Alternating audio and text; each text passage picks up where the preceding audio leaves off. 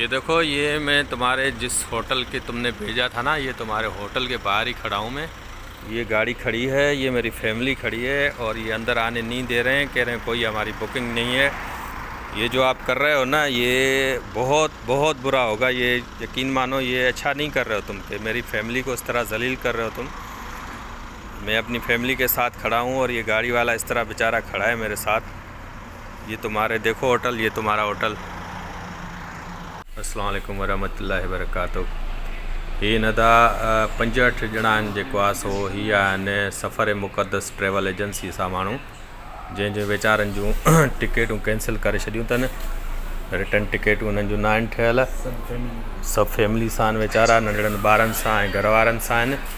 ऐं जेको आहे सो हिननि जो न वाउचर ॾिनो अथनि होटल जो, होटल बि अहिड़ो ॾिनो अथनि जंहिंमें माना न का सहूलियत आहे न छा।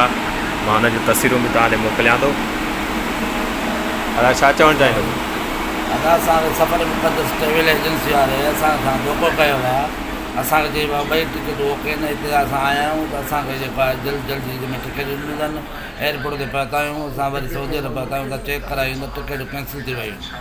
ॿुधो साईं, असांखे जेको आहे न साईं पुनल जे ट्रेवल एजेंसी जे तरफ़ां असांखे मोकिलियो वियो आहे ऐं साईं पुनल जेको आहे बाबर अली खां जेको आहे पैकेज वरितो आहे। इहे असां जेको आहे असां सां गॾु माइर भेनर सभु गॾु आहिनि। असां 24 माण्हुनि जो क़ाफ़िलो आहे। टोटल असांजा 60 खां 65 माण्हू। बराए महिरबानी करे हेल्प कई। छा चवंदो चाचा साईं? असांखे टिकेटूं जेको आहे न ॾिनियूं अथनि वापसीअ जूं।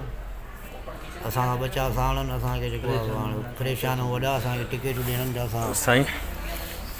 टिकेटूं मिलणु घुरिजनि। असांखे तकलीफ़ आहे वॾी, ॿार बि असां सां गॾु आहिनि। साईं छा चवणु चाहींदो? अस्सलाम वालेकुम वरहमतुल्लाहि वबरकातुहू। साईं असां छा चई छा चऊं, वॾो ज़ुल्म आहे अहिड़े पाक मुल्क ते, हेॾे पाक दुनिया ते असां कहिड़ियूं हसरतूं खणी आया आहियूं। वञण महिल बि हिननि ज़ालिमनि असांखे एॾो तंग कयो जो 4 ॾींहं पूरा असां एयरपोर्ट ते सुकियासीं।